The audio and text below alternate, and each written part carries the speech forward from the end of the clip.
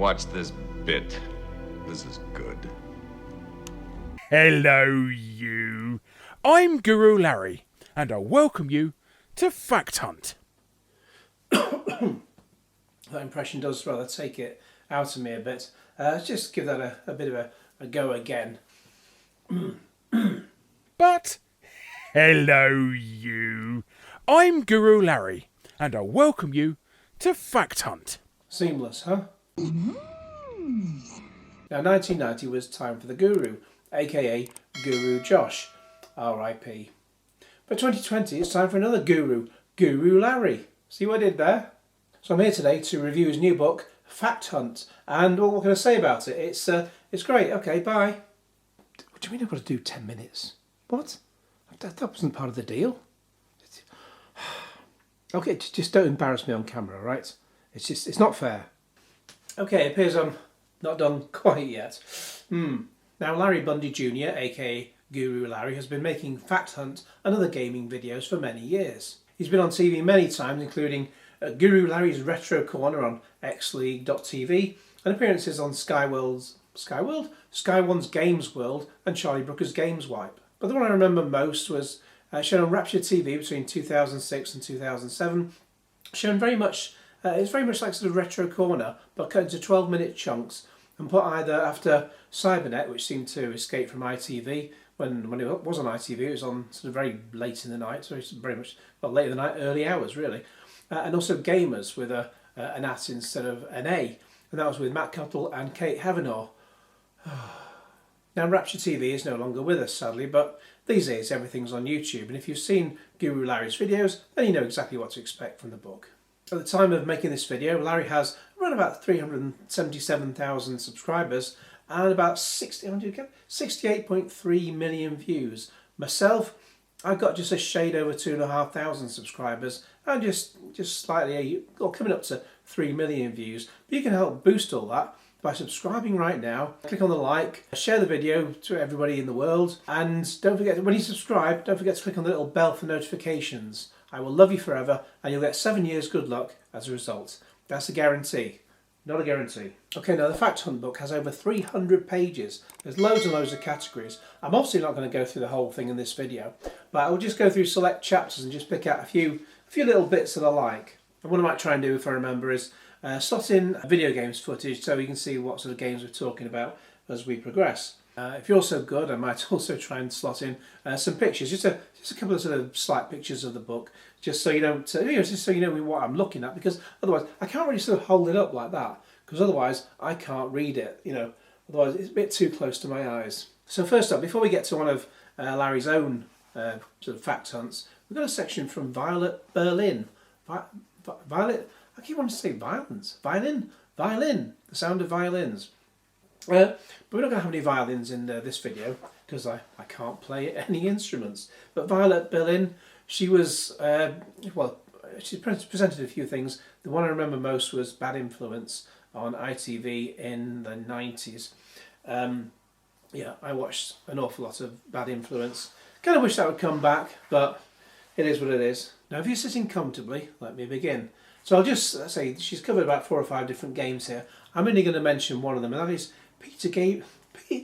oh, my voice is gone. Peter Gabriel's Eve, which came out on the PC, and she says, one day I got an unexpected email from my mate Tim. I've just been playing a game where someone who seemed a lot like you fell out of a suitcase and started talking. Is that something you actually did? I said, why, yes it is. Not so much a game as a multimedia experience, back before such a word combo meant anything to anybody. Eve was an explorative musical arty oddity carefully crafted over 2 years under the auspices of former Genesis frontman and Sledgehammer celebrant Peter Gabriel in the mid-90s. The 80s was my time. But yeah, 90s. I never played this game. But according to this, it won the Millier d'Or Award Grand Prize at Cannes in 1996. She says, for my part, I recall going to a high-tech studio complex in the middle of nowhere to be filmed talking about my thoughts. I honestly can't remember what I said until Tim got in touch. I come to believe that my vague and surreal memory of this event was little more than a fevered fabrication of my games-addled brain. So I'm definitely going to have to look out for this on Steam, if it's on there. That looks amazing. In fact, talking of Steam, I remember he made a song called Steam, and that sort of followed on from, I think it came out in 93, it followed on from 92, 93, it followed on from Sledgehammer in terms of using a lot of computer animation. Well, that was how those. Sledgehammer was stop frame animation, but Steam was computer animation. And they said they filmed his face, or they took pictures of his face to the point where they could, even long after he's gone, they could make videos with his face, with his image. That's pretty scary. I know they did the thing a few years back with Bob Monkhouse in an advert after he died. That was very weird. So, yeah, there's something to be said for technology. Okay, now moving on to one of Larry's own fact hunts. And this is a great section called Games Cancelled for Stupid Reasons. And this is a really bizarre one. The game is Moon Patrol. A lot of people know Moon Patrol. This is on the Atari 7800. I think it came out, did it come out on the 2600? 2600 was the console I had back in the day. And I think a version also came out for the Spectrum. I should know. If I have, I've got it on gameplay on my YouTube channel. I really should get a memory. That would certainly help. But I also recently played it on a version that's been made for the 5200 in an emulator, of course, because I've not got the original console. But why did it not come out on the 7800? Well, it says, originally developed by Japanese arcade giants IREM, Moon Patrol was licensed for the West by Williams Electronics and became an overnight success for the company. Combining elements from both side-scrolling shoot-'em-ups and racing games, it was notable for being the very first game to feature parallax scrolling, some 7 years before people drooled over this technique in Shadow of the Beast. Within a year, the then market leaders Atari had snapped up the home rights and proceeded to convert Moon Patrol to as many systems as humanly possible, presumably to get back some of the huge investment they had made in acquiring the license in the first place. So when they were getting ready to launch the 7800 Pro system in 1984, Moon Patrol seemed like an obvious candidate for conversion to their new console. As predicted, Moon Patrol ended up being one of the very first games announced for the system, and Atari were promising the first arcade-perfect conversions of the classic coin-op, with audiences eagerly awaiting its arrival. But then it never appeared, either as part of the original launch lineup or Atari Corporation's 1986 relaunch. So what became of it then? Well, according to internal Atari memos, the game was complete and ready for release, but they just couldn't figure out how to market it. Yet they spent a fortune on licensing one of the biggest arcade hits of the 80s, but they cancelled it as they didn't know how to market the damn game. And as Larry says, it's safe to say that Atari 7800 owners weren't exactly over the moon about this inept decision. Good on. The next one, it gets really bizarre. This one came courtesy of Did You Know Gaming, and it's from, the title just says title or plot synopsis, why not both? And I'll show a picture of it. It just says released in Japan as a title shown on screen, which is like a really long title. The game as a player acts out the daily life of a photojournalism student who is assigned quests by people across the island of Yugishima. And most of these missions involve taking photos of various schoolgirls' underwear without getting caught for fear of repercussions. And the game translates as Summertime High School, a young man's notes, how a new exchange student like myself ran into his childhood friend on the school tour, then for some reason became super popular with girls for his daily scoops on the school photography club, even though he only takes panty shots, and what he thinks as he goes on dates during the summer of Ireland's school life. I mean, I know the Japanese can get a bit strange, but my God. It's just bizarre. Then another one from Larry, and it's games retitled for really silly reasons, and I remember this happening at the time. There was a game called Soul Blade in the mid-90s, which was renamed Soul Edge, and of course now you know it today as Soul Calibur. He says, a game so nice they named it thrice.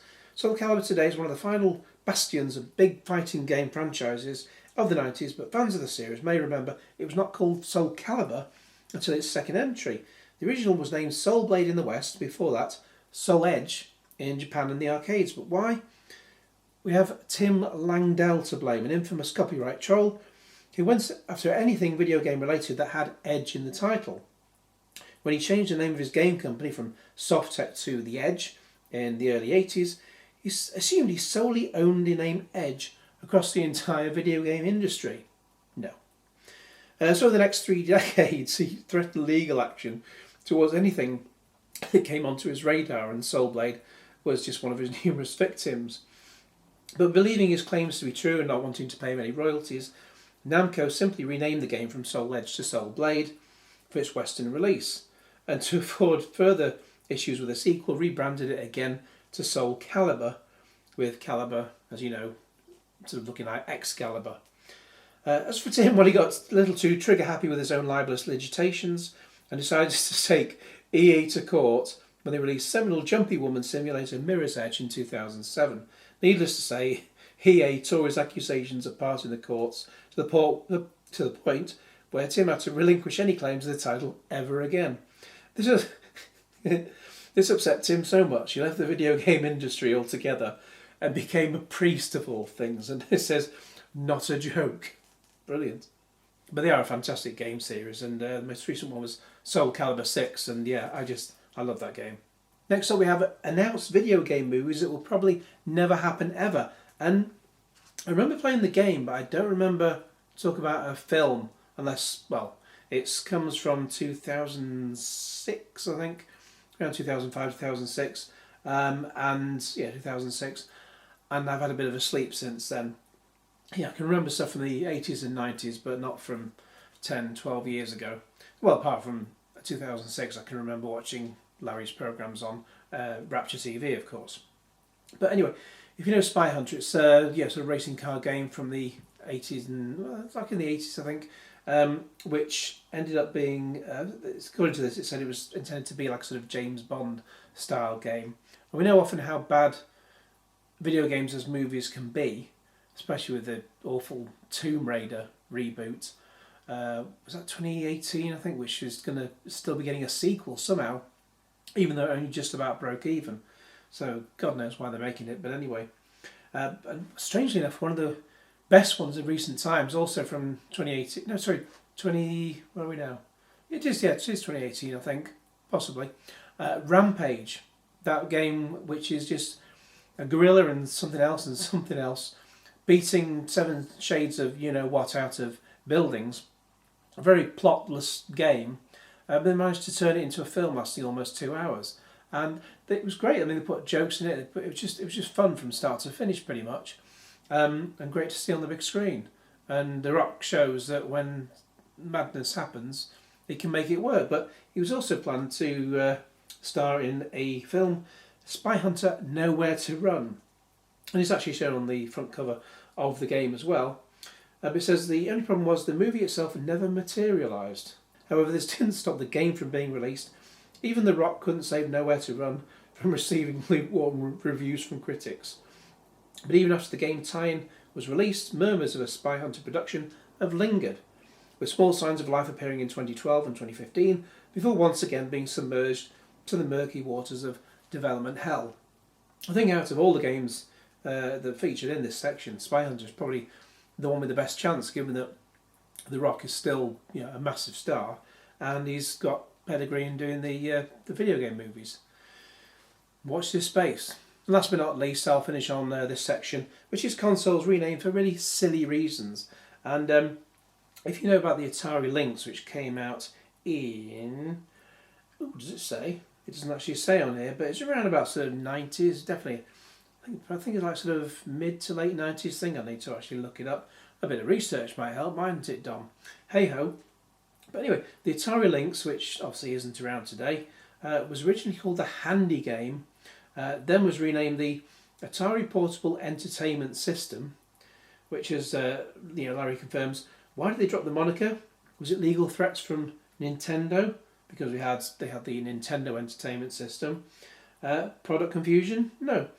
One of Atari's employees duly noted, if you're going to name the handheld the Atari Portable Entertainment System, someone will inevitably abbreviate it to APES.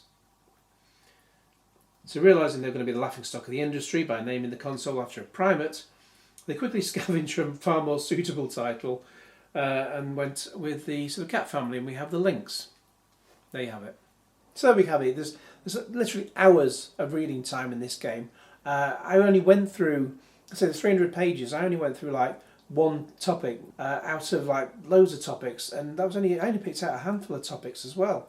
And if you buy this book, it only costs £20 from Unbound Publishing, and it's out on February the 6th. So get this right now. I'll put an affiliate link in the video description below. It's an Amazon link. Some people like Amazon. You should like Amazon. You should love Amazon. They're great. Buy it from that link. Buy it today. Or if you're watching this before February the 6th, pre-order. Whatever you do though, please like this video, share it with your friends and subscribe if you haven't already. Click on the little bell to get all the notifications and cue Genesis.